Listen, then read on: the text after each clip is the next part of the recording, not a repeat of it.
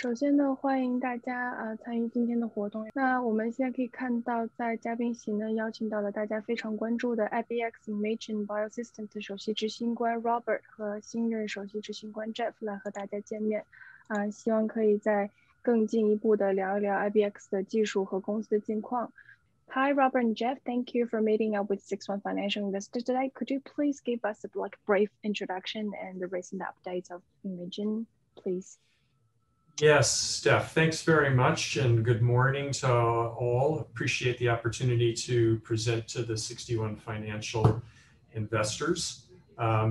Just a reminder that today's presentation is not a solicitation for investment, but just an overview and update for folks. So I'd like to start with just a quick sort of at a glance or picture of the company. We're an Australian medical device company primarily focused on the development of a new imaging technology using biosafe nanoparticles. That technology has strong intellectual property protection on a global basis. And even though it's a new form of imaging, it complements existing imaging methods and the existing standard of care. And so really our goal is to bring this new imaging technology into the marketplace. And we're just on the stage of initiating our first clinical studies with that technology. So we're transitioning from being a sort of pure R&D organization into a clinical development organization. So I think we're all aware that cancer is a global health problem. We spend approximately $100 billion a year globally to try to diagnose cancer. And yet we still have so many people that are affected by cancer. And so the real problem is, why is it that our existing diagnostic methods aren't able to solve this problem and cancer continues to be a healthcare problem? So if we look at how we image and try to diagnose cancer today, we basically have 5 ways to image the body.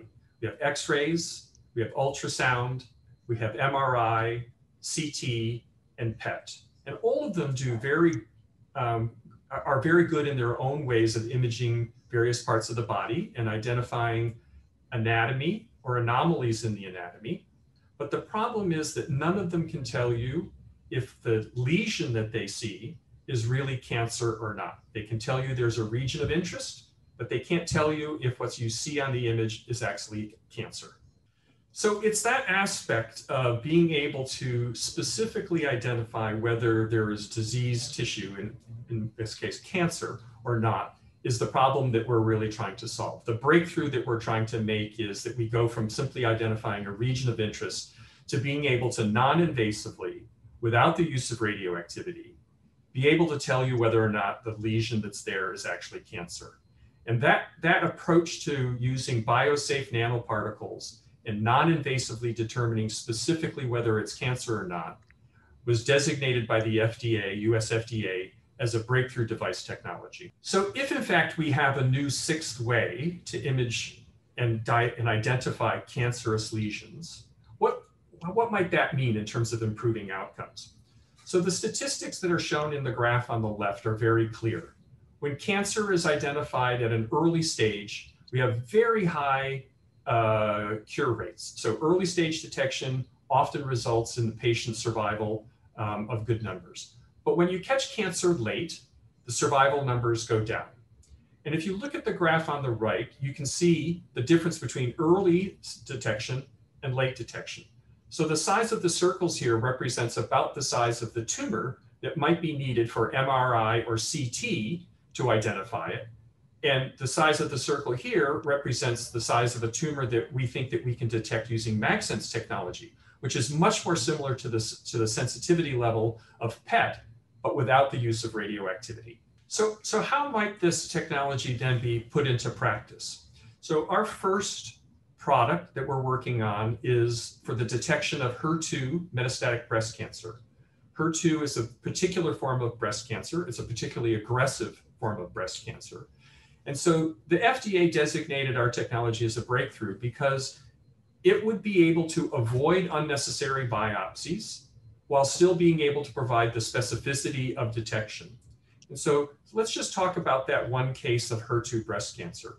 When a woman is diagnosed with breast cancer, the first thing that is needed to know is, has it spread to the lymph nodes. And today, the standard of care to do that is a lymph node biopsy. So the problem, though, is that even though we can identify whether a tumor has spread to the lymph nodes by biopsy, more than 50% of patients are node negative. They've had no spread to the lymph nodes. So the problem for patients is that they have to undergo an invasive surgical procedure, oftentimes removing lymph nodes, only to find out that there was no disease there. So by being able to identify node negative patients by a simple non-invasive imaging test, we can reduce the incidence of lymphedema and the morbidity that comes from doing unnecessary surgeries on more than half of the breast cancer patients.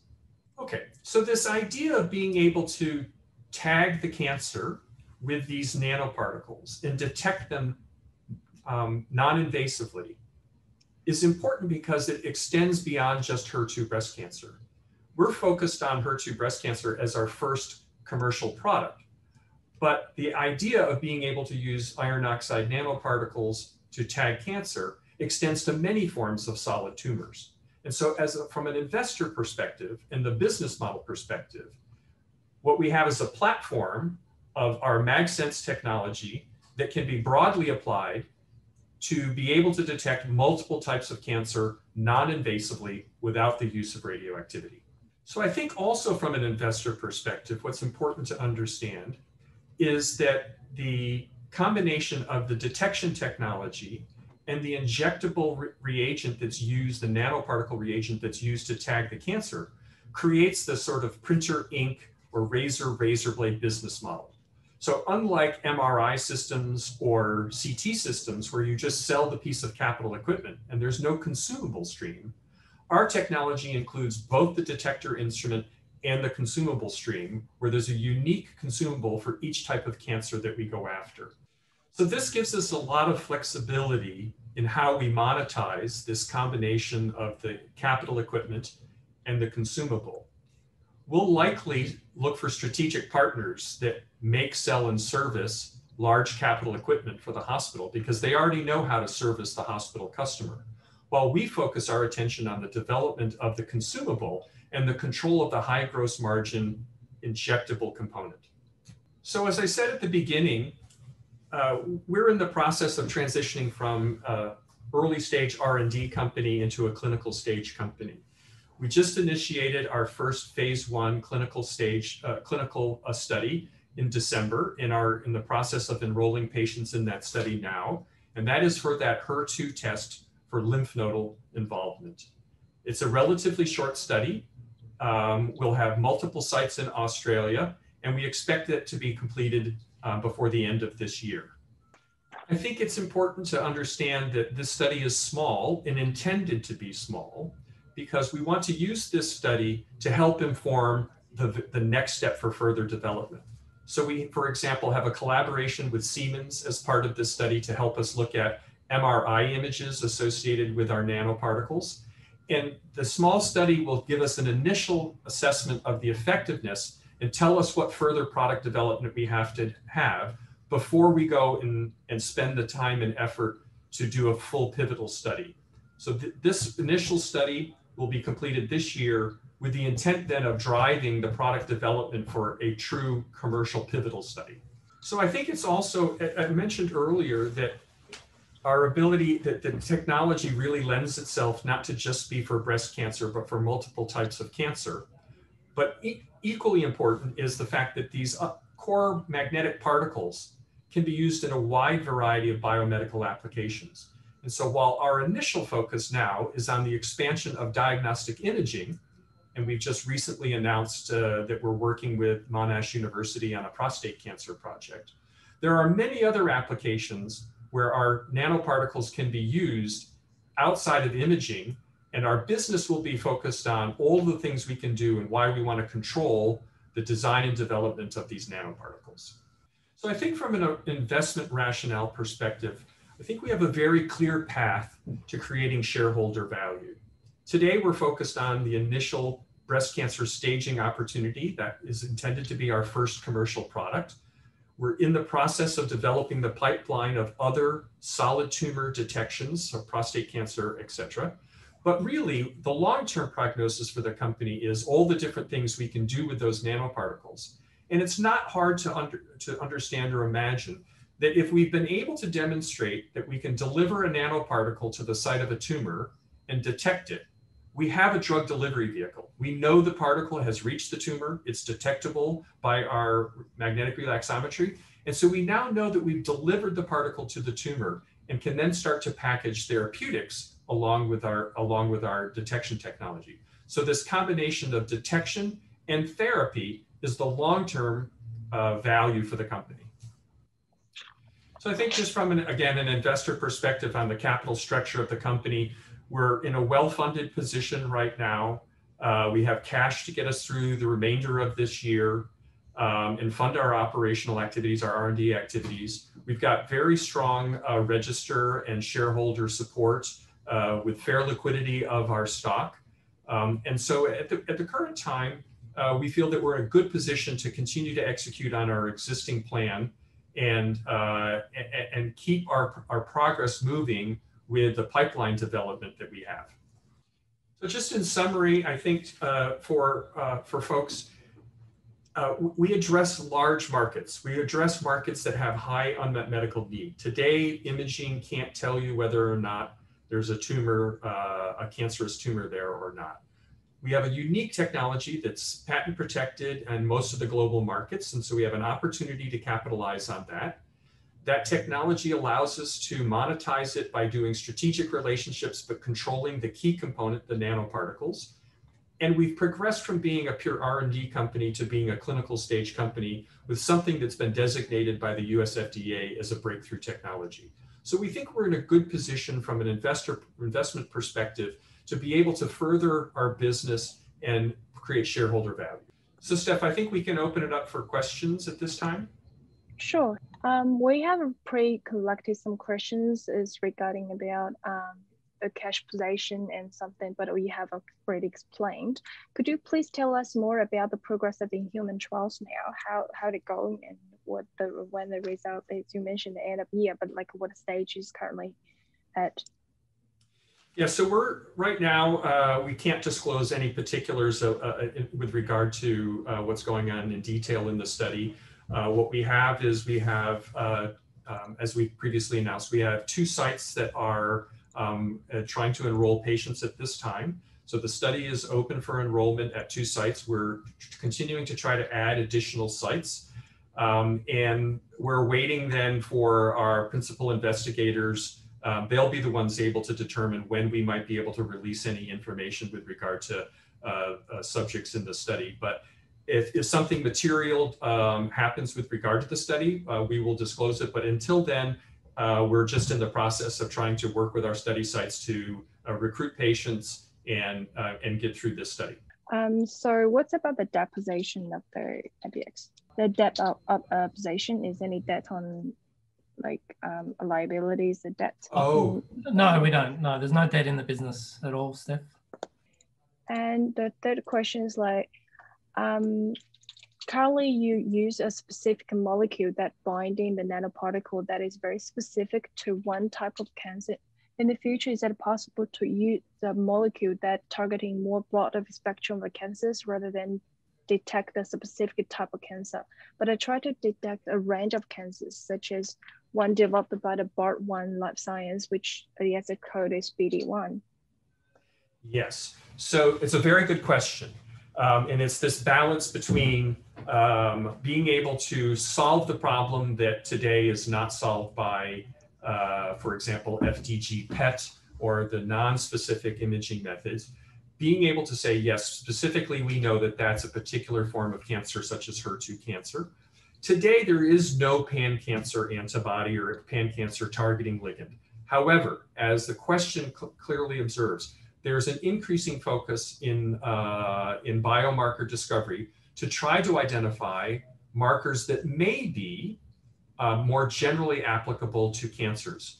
And so the short answer to the question is yes, we will be looking for those types of targeting molecules that could move away from one very specific phenotype of cancer to be able to be applied to more types of solid tumors without having the off-target effect. And the announcement, for example, by BARD1 is an example, although it's a long ways away from being able to be used in human clinical testing.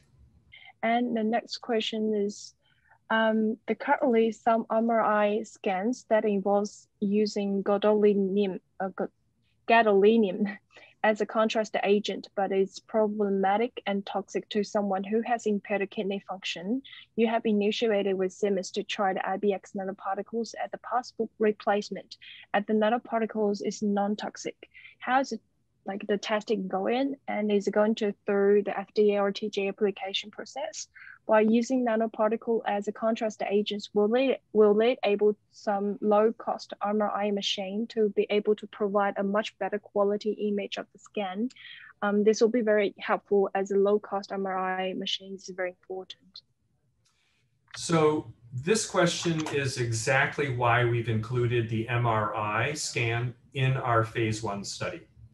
We need to know whether or not we can use our MagSense nanoparticles as an effective contrast agent with existing MR machines, because the person asking the question is correct in understanding that being able to use existing MR equipment would be commercially advantageous. And so that's part of what we're trying to achieve with this study, with Siemens' help, is to understand the potential utility of our particles to work with existing MR technology. And the next question is, as a real company has purchased the IBX nanoparticle for killing cancer cells by external thermal source with the injected nanoparticle to the body. Is IBX going to try a similar way for cancer treatment in the future? They understand IBX may using the combined chemo drug with the nanoparticle to directly attack the cancer cell. This is very similar to Petri Limited, which the code is PAB, is doing. There may be a synergy if IBX partner with PAB in the future. Observation is correct. We have at least one customer that we've announced that is using our particles for what's known as magnetic hyperthermia as a means of treating. And we are working with other companies at early stages for the possibility of how our particles could be used in therapy. The PAB reference is something that we know the company well. We've had discussions with them. We have, if it's something that we think that, for example, combining their deoxymab technology with our particles, we think could improve either detection or therapy, we certainly would be interested to work with them. But I think that in general, our first priority is to make sure that we've accomplished the first goal of being able to do the detection before we go spending too much of our time and effort on therapy, because we really want to make sure that we deliver on our initial diagnostic imaging technology, because therapies often take much longer to develop. So we want to make sure that we can commercialize a product for detection before we go spending too much effort on therapeutic approaches. The next question is, had this nanoparticle been tested through a human body or swine or mouse trial? If it's never been tried on human body, then its current trial will be extremely important. That's correct. That's why we have said this phase 1 study is a big inflection point for the company, because we've done plenty of animal studies and know its toxicity profile in animal studies, but this will be the first time it'll be used in humans. That being said, their iron oxide nanoparticles are widely used in humans for the treatment of anemia and for use off-label as an MR contrast agent. So we do know the safety profile of iron oxide nanoparticles. It's just this is the first time our particular particle will be used in humans. It's another question about announcements. It's like, they feel like announcements a bit lagging. When the clinical trial date published on ANZCTR website, there's no announcement straight after on the ASX. Could this kind of announcements be followed up more quickly? And it is because of the cost involved when publishing an announcement on ASX. The head is about like $2,000 per announcement. Yeah, it's not a matter of the cost of making the announcements. It's a matter of the disclosure rules for ASX. ASX really wants companies to make announcements of things that are material. And simply announcing that the study, for example, was posted on the ANZCTR isn't material. So we tend to really focus on being able to include material information as part of our announcements. If there's additional information that is helpful to investors, we like to try to include that in any of our announcements. But we really try to refrain from just putting announcements out just for the sake of trying to keep news flow going. That's just not the right way to go about it for a listed company by ASX listing rules. Yeah, there's certainly no cost associated, Steph, with putting announcements out. That's just exactly as Bob said. It's all about the material information. There were some dates put out on the ANZCTR website at a certain time, and we did actually, we made sure we covered them in newsletters and the like. The next question is, are you going to develop partnership or possible takeover by a large company after like the trials or some results come out? So I've said from the beginning that from the company's perspective, we don't have an exit strategy to be acquired. Certainly, we would entertain any fair and reasonable foray by someone. But I think the more likely approach for us is, as I described earlier in this slide, that we'll likely want to partner with someone to help commercialize the technology while we retain control and development of the consumable stream. Because if we can control the nanoparticle that goes into these various imaging agents, it means that we also then control the nanoparticle that becomes part and parcel of any therapies. And so I think that from a shareholder perspective, our interest is in building this long-term value of all the things that we can do with the iron oxide nanoparticles, and partnering with someone who can help us commercialize it, as opposed to simply being an acquisition takeover. And the next question is that previously Robert may have said like you would like to take over about like 15 to 20% of the market share.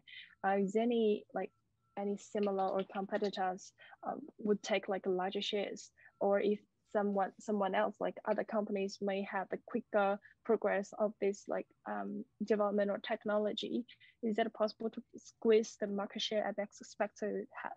So if I understand the question, it's a matter of what % market share we think we're going to be able to effectively achieve with our commercialization. Is that the question really, Steph? Yeah, they think like you probably says like you would like to have the 15 to 20% of the market share, and maybe other competitors will come to take, squeeze you out. Will that possible? Like you found any competitors they're doing a similar? Probably like doing the Yeah. So I think there's a couple of parts to that. One is that the magnetic relaxometry approach to detection is patent protected, in strong patent position in most of the global markets. And so that patent protects both the instrumentation and the consumable.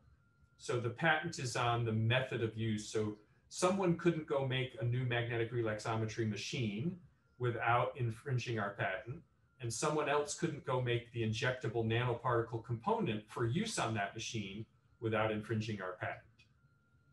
And also a question from the Q&A window is, from today on, in roughly how many years IBX devices will be effectively used in marketplace?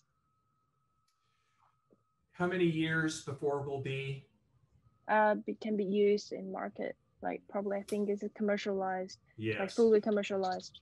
Yes. So I think probably the best way to answer that is I would expect that we probably have at least 24 to 36 months of development and clinical testing. So I would say somewhere in the next 2 to 4 years, it's likely that we would be able to begin commercialization.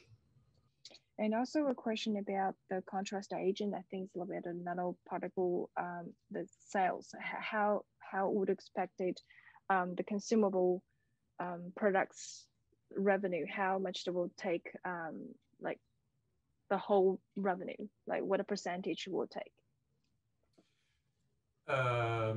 So I'm not sure I understand the question. So if you can Sorry, see here, go ahead. Yeah. Because it's about they want to say how many % of these consumable products can take for the whole revenue. Yeah, so typically then if you think about the razor blade business model, the revenue is really driven by the consumable. So for every installed instrument, if you have a breast cancer test and a prostate cancer test and an ovarian cancer test, it's how busy can you keep that instrument with all the different cancer tests. So what you see here is we would normally expect that somewhere between $500,000 and $2 million of revenue per instrument per year as a consumable stream. So typically somewhere in the order of 2 to 3 times the capital equipment cost is recurring on an annual basis. Okay. So it's a very hard question to put a percentage on, Steph, because there's a lot of variables in it. Yeah, the correct. 你好，听到没有？听到。Hi. Okay. I have a few more questions. And is it possible? I mean, Western Australia has been very safe from the COVID-19 point of view. Is it possible to open a new clinic in Perth for the trial? Second question, is it possible in the future have the company floated in the American US market, NASDAQ, something like that? And one more question later on. Okay, so we're looking at all of the states of Australia for the possibility of adding sites to the study. There is a little bit of complexity if you're familiar with how studies are organized and approved in Australia. There are centralized human research ethics committee approvals. Going to Western Australia would require us to get additional ethics committee approval. So it's not out of the question, but it's probably not top priority if we can get more sites within the existing states that we already have HREC approval. And Jeff, I'll let you go ahead and field the question about possibility of maybe doing a US listing. Thanks, Victor. There's absolutely a possibility in the future. It's certainly not top of mind at the moment, given where we're at in our R&D company moving on to a clinical company. It would very much be a distraction to us in terms of cost and time and effort at the moment. But given a lot of our employees are in America and the technology has come out of America and it could end up being one of our biggest markets, it's certainly in the back of our mind that we could end up as a dual listed US company at one point in the future, but not in the short term and possibly not even in the midterm until we've actually got a really viable business. All right, thank you. One more question. When you inject the nanoparticle to an area, for example, a breast area, or for the lung area, or for the prostate area, and then how long the nanoparticle will metabolate or draining out the body, and when the nanoparticle binding to a cancer cell, it will stay a little bit longer. How little bit longer is it? I mean, this little bit extra time for the MRI machine to be able to catch the cancer cell. Correct. So there's 2 parts to that answer, Victor. The first is how quickly the particles get to the site of the cancer is dependent on what's known as the route of administration.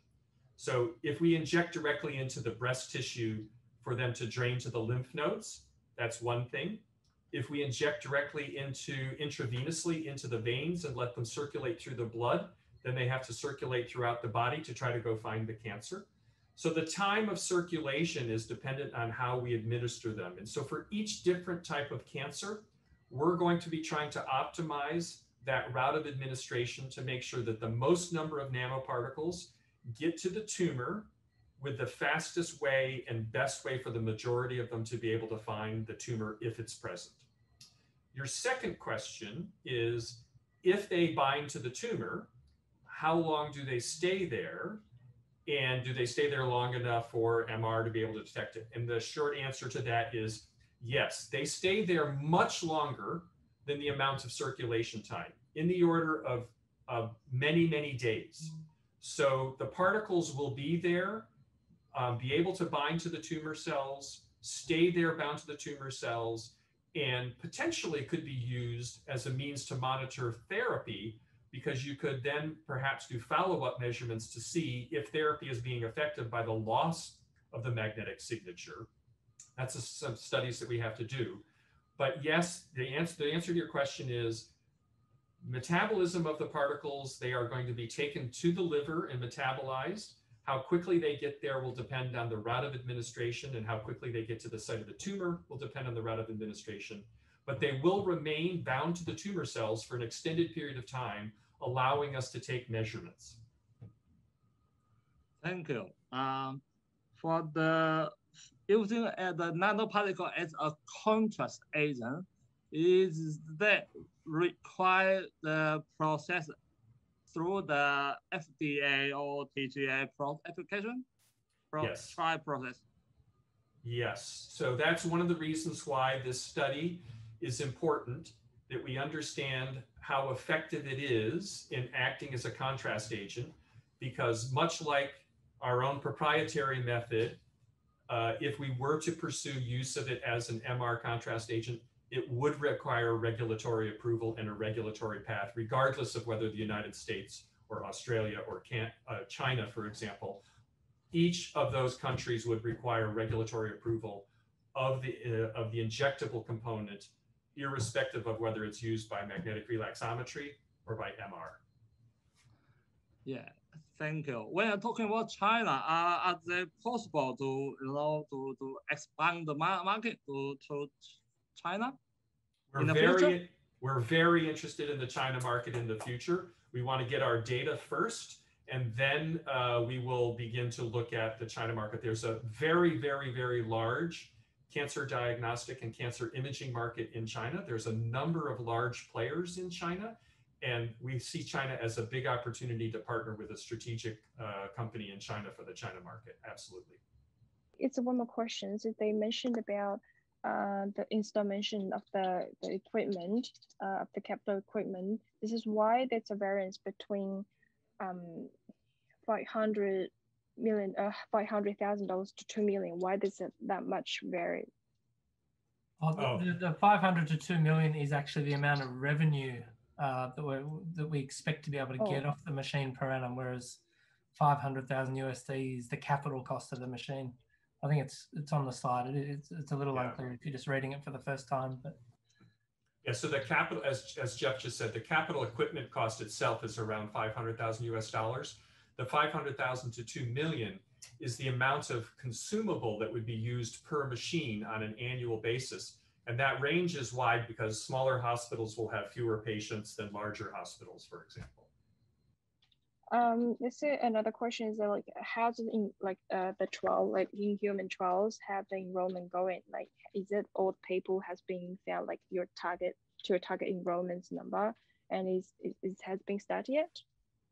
We can't comment on how enrollment is going at this stage. We can only identify that the enrollment has and recruitment has begun, and we have 2 sites online, and we're trying to add more sites. So I can't disclose more than that at this time. Yeah, we can't selectively disclose to you guys, unfortunately, what the numbers are looking like until we actually deliver a material announcement to the ASX at a later date. Thank you, Robert and Jeff, and for your time and explanation. More audience to understand IBX technologies and your strategies and your plans, and also the potentials in the future. 谢谢大家今天参与，我们也感谢 Robert 和 Jeff 给我们带来这些介绍，希望可以解决大家的这个主要的问题。那么如果有更多的问题呢，也欢迎可以向六一的客服去提问，那我们也会尝试跟Robert 和 Jeff 再取得联络，去解决大家的问题。希望今天的活动大家都还满意，让我们一起谢谢 Robert 和 Jeff。好 ，Thank you. Thank you. Thank you. Right, thanks, Steph. Thank you Thanks all. for the opportunity. Thank It's really you. good to connect. No problem. Thank you. Bye-bye. Bye. Bye-bye.